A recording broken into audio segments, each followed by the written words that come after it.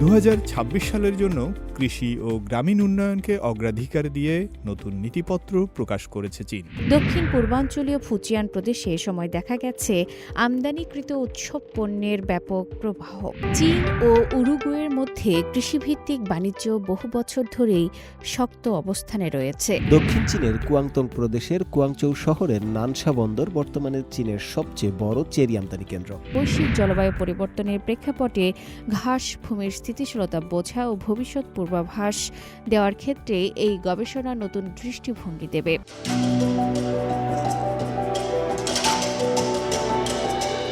সবাইকে স্বাগত জানাচ্ছি সিএমজি বাংলার সাপ্তাহিক আয়োজন সবুজ পৃথিবী অনুষ্ঠানে।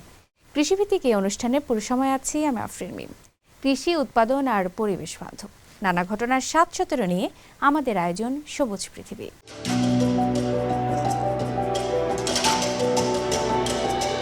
প্রতি বছরের মতো এবারও চীন ২০২৬ সালের জন্য তাদের ১ নং কেন্দ্রীয় নথি প্রকাশ করেছে। কৃষি আধুনিকায়ন ও গ্রামীণ পুনরুজ্জীবনের স্পষ্ট রূপরেখা তুলে ধরা হয়েছে এতে। নথিতে বলা হয়েছে, কৃষি ও গ্রাম কৃষকের উন্নয়নকে সর্বোচ্চ অগ্রাধিকার দিয়ে খাদ্য নিরাপত্তা নিশ্চিত করা, দারিদ্র্য বিমোচনের সাফল্য ধরে রাখা এবং কৃষিকে আধুনিক খাতে রূপান্তরের উপর জোর দেওয়া হবে। পাশাপাশি শহর ও গ্রামের সমন্বিত উন্নয়ন, গ্রামীণ জীবনমান এবং কৃষকদের আয় ও কল্যাণ বৃদ্ধির লক্ষ্য নির্ধারণ করেছে চীন সরকার। বিস্তারিত থাকছে ফয়সাল আব্দুল্লাহর প্রতিবেদনে।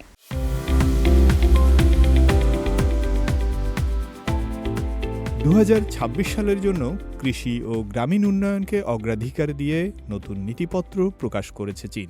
মঙ্গলবার প্রকাশিত এ বছরের ১ নং কেন্দ্রীয় নথিতে কৃষি আধুনিকায়ন ত্বরান্বিত করা এবং সর্বাত্মক গ্রামীণ পুনরুজ্জীবনের পরিকল্পনা তুলে ধরা হয়েছে।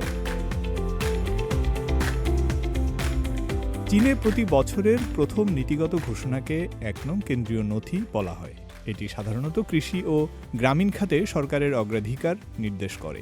নথিতে বলা হয়েছে, কৃষি ও গ্রামীণ খাতের দুর্বল দিকগুলো শক্তিশালী করতে হবে এবং ১৫তম পঞ্চবার্ষিক পরিকল্পনা সময়কালে কৃষি শক্তি বৃদ্ধিতে দ্রুত অগ্রগতি নিশ্চিত করতে হবে। এতে আরও উল্লেখ করা হয়েছে, কৃষি, গ্রাম ও কৃষকদের বিষয়কে সর্বোচ্চ অগ্রাধিকার দিতে হবে, শহর ও গ্রামের সমন্বিত উন্নয়ন এগিয়ে নিতে হবে, কৃষিকে শক্তিশালী করতে হবে, কৃষকদের সহায়তা এবং গ্রামীণ এলাকাকে সমৃদ্ধ করার নীতিগুলোর বাস্তব ফল নিশ্চিত করতে হবে। নীতিপত্রে জাতীয় খাদ্য নিরাপত্তা নিশ্চিত করা, দারিদ্র্য বিমোচনের অর্জন ধরে রাখা ও সম্প্রসারণ, কৃষিকে আধুনিক অর্থনীতির একটি গুরুত্বপূর্ণ খাত হিসেবে গড়ে তোলা এবং গ্রামীণ জনগণের জীবনমান উন্নত করার উপর বিশেষ গুরুত্ব দেওয়া হয়েছে। চীন সরকারের লক্ষ্য হল গ্রামে আধুনিক জীবনযাপনের মৌলিক সুবিধা নিশ্চিত করা এবং কৃষকদের আরও সমৃদ্ধ ও উন্নত জীবন উপভোগের সুযোগ সৃষ্টি করা। ফয়সাল আব্দুল্লাহ, সিএমজি বাংলা।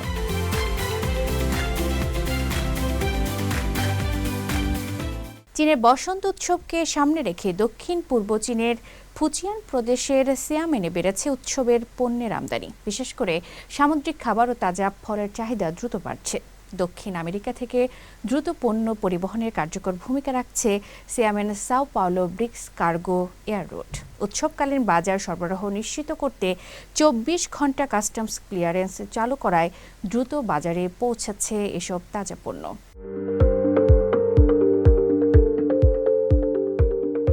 চীনের ঐতিহ্যবাহী বসন্ত উৎসব ১৭ ফেব্রুয়ারি উদযাপিত হয়েছে। উৎসবকে ঘিরে দেশ জুড়ে যেমন আনন্দ উচ্ছ্বাস, তেমনি জমে উঠেছিল কেনাকাটার ব্যস্ততা। দক্ষিণ পূর্বাঞ্চলীয় ফুজিয়ান প্রদেশে এ সময় দেখা গেছে আমদানিকৃত উৎসব পণ্যের ব্যাপক প্রবাহ। বিশেষ করে উপকূলীয় নগরী সিয়ামেন হয়ে বিশ্বের বিভিন্ন প্রান্ত থেকে এসেছে বিপুল পরিমাণ টাটকা খাদ্যপণ্য। দক্ষিণ আমেরিকা থেকে দ্রুত টাটকা পণ্য আনার লক্ষ্যে সিয়ামেন চালু করেছে বিশেষ ব্রিক্স মালবাহী আকাশপথ, যা ব্রাজিলের সাও পাওলো শহরের সঙ্গে সরাসরি সংযুক্ত। ৩ বছর ধরে চালু থাকে এই কার্গো রুট উৎপত্তিস্থল থেকে সরাসরি বাজারে পণ্য পৌঁছে দিয়ে সরবরাহ ব্যবস্থাকে করেছে আরও কার্যকর। সিয়ামেন বিমানবন্দরের বিস্তৃত আন্তর্জাতিক ফ্লাইট নেটওয়ার্ক ও দ্রুতগতির লজিস্টিক সুবিধার কারণে বিমান অবতরণের পরপরই পণ্য সরাসরি বাজারে পাঠানো সম্ভব হচ্ছে। এতে তাজা পণ্যের মান অক্ষুণ্ণ থাকছে এবং সরবরাহে কোনো বিলম্ব হচ্ছে না। সমুদ্র পণ্যের রেকর্ড বৃদ্ধি। চীনের সমুদ্র পণ্য ভোগে শীর্ষ অবস্থানে থাকা ফুজিয়ান এরই মধ্যে হাজার হাজার টন উৎসব পণ্য আমদানি করেছে। সিয়ামেন কাস্টমসের পরিসংখ্যান অনুযায়ী চলতি বছরের জানুয়ারিতে সিয়ামেন বন্দর দিয়ে জ্যান্ত লবস্টার, স্যামন ও আঙ্গুর সহ ১,৪০০ টনের বেশি পণ্য আমদানি হয়েছে, যা ২০২৫ সালের একই সময়ের তুলনায় ৪০%-এরও বেশি বৃদ্ধি নির্দেশ করে। ফুজিয়ানে জ্যান্ত ভোজ্য জলজ প্রাণীর সবচেয়ে বড় আকাশপথ আমদানি কেন্দ্র হিসেবে পরিচিত সিয়ামেন বন্দর। বর্তমানে এখান থেকে ১৬টি আন্তর্জাতিক কার্গো রুট পরিচালিত হচ্ছে। ব্রিক্স মালবাহী আকাশপথটি চালুর সময় সপ্তাহে একটি ফ্লাইট পরিচালিত হলেও এখন তা বেড়ে সপ্তাহে ৩টিতে পৌঁছেছে। ২০২৫ সালে ব্রিক্স আকাশপথে আমদানিকৃত মৌসুমি ফল সিয়ামেন বিমানবন্দরের মোট ফল আমদানির ৭০%-এর বেশি ছিল। একইভাবে মোট স্যামন আমদানির ৪০%-এরও বেশি এসেছে এই রুটের মাধ্যমে। আমদানি রপ্তানি কার্যক্রমে দ্রুত বৃদ্ধির প্রেক্ষাপটে স্থানীয় কাস্টমস কর্তৃপক্ষ পরিদর্শন ও ছাড়পত্র প্রক্রিয়া আরও সহজ করেছে। ব্রিক্স হল ১১টি উদীয়মান দেশের জোট। এর মধ্যে রয়েছে Brazil, Russia, India, China, South Africa, Iran, Saudi আরব, মিশর, ইথিওপিয়া, সংযুক্ত আরব আমিরাত এবং ইন্দোনেশিয়া। বাণিজ্য ও পারস্পরিক সহযোগিতা জোরদারে এই জোট গুরুত্বপূর্ণ ভূমিকা রাখছে। চীনের বসন্ত উৎসব উপলক্ষে ফুজিয়ানে আমদানির এই জোয়ার শুধু ভোক্তাদের উৎসব প্রস্তুতিই নয়, বরং বৈশ্বিক বাণিজ্য মানচিত্রে সিয়ামেনের কৌশলগত গুরুত্বকেও তুলে ধরেছে। দ্রুত আকাশপথ, আধুনিক লজিস্টিক এবং দক্ষ কাস্টমস ব্যবস্থার সমন্বয়ে উৎসবের আগে বাজারে টাটকা পণ্যের প্রাচুর্য নিশ্চিত করেছে এই সমুদ্র বন্দর নগরী। আফরিন মিম, সিএমজি বাংলা।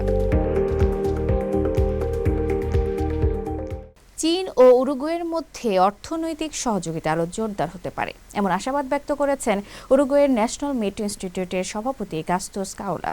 সিজিটিএনকে দেওয়া সাক্ষাৎকারে তিনি বলেন, কৃষি ও মাংস রপ্তানিতে দুই দেশের মধ্যে রয়েছে শক্তিশালী পরিপূরকতা। গত বছর শুধু চীনেই উরুগুয়ের গরুর মাংস রপ্তানি ছাড়িয়েছে $৮৬ কোটি। চীনের উন্নত কোয়ারেন্টাইন ব্যবস্থা ও প্রযুক্তিগত সহযোগিতায় ভবিষ্যতে এই রপ্তানি আরও বাড়বে বলে আশা প্রকাশ করেন তিনি। আরও বিস্তারিত থাকছে প্রতিবেদনে।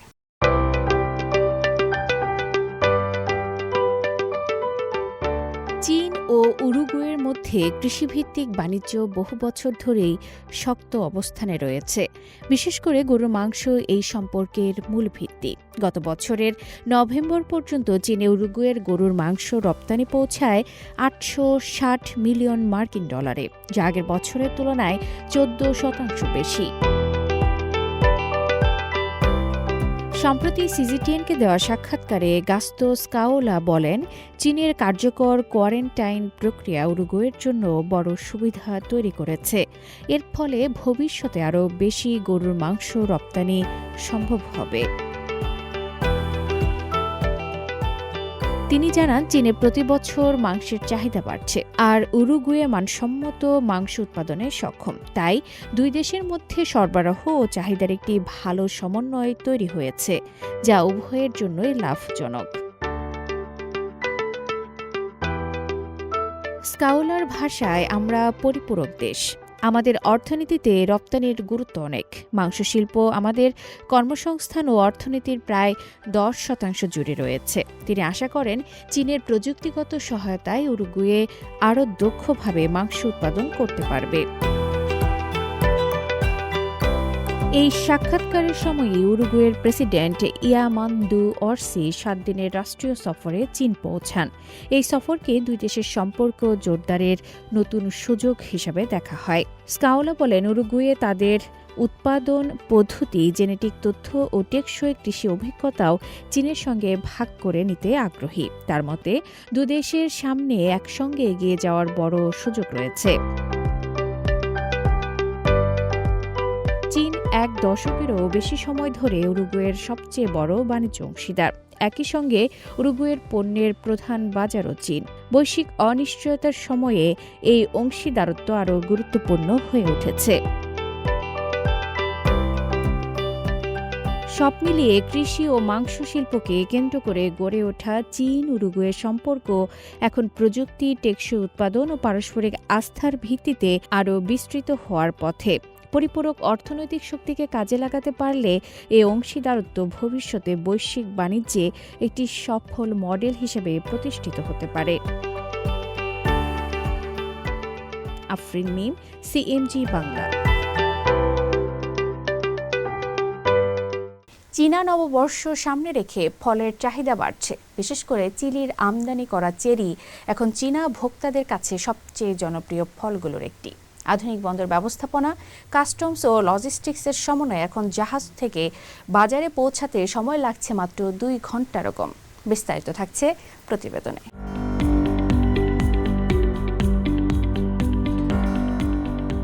চিলি থেকে আমদানি করা চেরি ভর্তি কন্টেইনার এখন চীনের বন্দরে নোঙর করার পর বাজারে পৌঁছাতে সময় নিচ্ছে 2 ঘন্টারও কম। বন্দর কর্তৃপক্ষ, কাস্টমস এবং লজিস্টিক্স কোম্পানিগুলোর ঘনিষ্ঠ সমন্বয়ের ফলেই সম্ভব হচ্ছে এই দ্রুত সরবরাহ, যা চীনের লাখো চেরি প্রেমীদের জন্য এক ধরনের মিষ্টি সুবিধা নিয়ে এসেছে। দক্ষিণ চীনের কুয়াংতং প্রদেশের কুয়াংচৌ শহরের নানশা বন্দর বর্তমানে চীনের সবচেয়ে বড় চেরি আমদানি কেন্দ্র। মৌসুমের চূড়ান্ত সময়ে এই বন্দরে রেকর্ড গতিতে চেরি খালাস হচ্ছে। বর্তমানে চীনে চলছে স্প্রিং ফেস্টিভ্যাল। এর আগেই এই নানশা বন্দরে চেরি আমদানির পরিমাণ 2 লাখ টন ছাড়িয়ে গেছে, যা চীনের মোট চেরি আমদানির প্রায় 1/3। টানা 7 বছর ধরে চীনই চিলির সবচেয়ে বড় চেরি রপ্তানি বাজার। চিলির মোট রপ্তানি চেরির 92%-এরও বেশি যায় চীনা ভোক্তাদের কাছে। এই বিশাল বাণিজ্য প্রবাহকে সচল রাখতে গড়ে তোলা হয়েছে অত্যন্ত দক্ষ কোল্ড চেইন ও লজিস্টিক ব্যবস্থা, যার লক্ষ্য জাহাজ থেকে সরাসরি ভোক্তার টেবিল পর্যন্ত ফল পৌঁছে দেয়া। নানশা বন্দরের কর্মকর্তারা জানান, ডিসেম্বরের মাঝামাঝি থেকে ফেব্রুয়ারি পর্যন্ত চেরির মৌসুম চলে। এই সময়ে বন্দরে 18টি বিশেষ চেরি রুট চালু রাখা হয়েছে। প্রতিটি জাহাজ ও কন্টেইনারের অবস্থা অনুযায়ী আলাদা পরিকল্পনাও করা হয়। চেরি কন্টেইনার জাহাজ থেকে নামিয়েই সরাসরি গ্রাহকের ট্রেলারে তোলা হয় এবং সেখান থেকে চলে যায় বাজারের উদ্দেশ্যে। বন্দরের মাত্র 10 মিনিট দূরত্বে অবস্থিত এশিয়ার সবচেয়ে বড় একক কোল্ড চেইন লজিস্টিক কেন্দ্র। এখানে তাপমাত্রা নিয়ন্ত্রিত পরিবেশে চেরির মান পরীক্ষা করা হয়। জাহাজ আসার আগেই জমা দেওয়া হয় তথ্য স্মার্ট ডিভাইসের মাধ্যমে যাচাই করেন কাস্টমস কর্মকর্তারা। ফলে যেসব কন্টেইনারে পরীক্ষার প্রয়োজন হয় না, সেগুলো সঙ্গে সঙ্গেই ছেড়ে দেওয়া হয়। বন্দর ছাড়ার পর চেরিগুলো পৌঁছে যায় দক্ষিণ চীনের সবচেয়ে বড় ফল ও সবজির পাইকারি বাজার চিয়াংনান মার্কেটে। সেখানে ব্যবসায়ীরা দ্রুততম সময়ে সেরা ফল নিশ্চিত করতে বাক্সে নিজেদের নাম লিখে রাখছেন, যেন সবচেয়ে টাটকা চেরি পৌঁছে যায় ভোক্তার টেবিলে। শুভ আনোয়ার, সিএমজি বাংলা।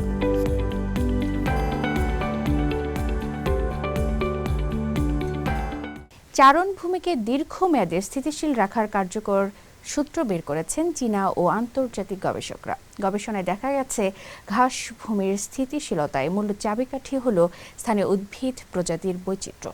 লাঞ্চৌ বিশ্ববিদ্যালয়ের নেতৃত্বে পরিচালিত এই গবেষণায় ছিনহাই, তিব্বত ও ইনার মঙ্গোলিয়ার 235টি চারণভূমির তথ্য বিশ্লেষণ করা হয়। গবেষকরা বলছেন, জলবায়ু পরিবর্তনের চ্যালেঞ্জ মোকাবেলায় শুষ্ক ও শীত প্রধান অঞ্চলের ঘাস ভূমি টেকসই রাখতে এই আবিষ্কার গুরুত্বপূর্ণ বৈজ্ঞানিক ভিত্তি দেবে।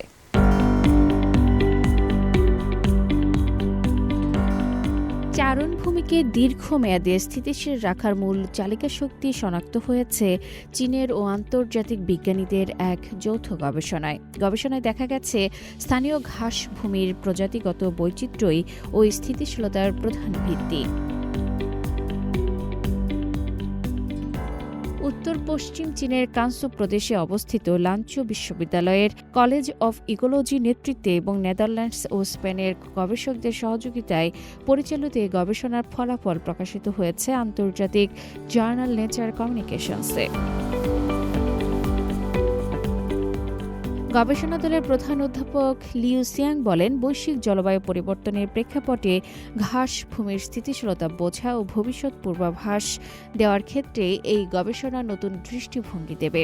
দীর্ঘদিন ধরে বিজ্ঞানীরা ধারণা করে আসছেন, বেশি প্রজাতিগত বৈচিত্র্য থাকলে পরিবেশ ব্যবস্থা স্থিতিশীল হয়। তবে বড় পরিসরে এই সম্পর্ক কতটা কার্যকর তা জানতেই নতুন এই গবেষণা শুরু হয়।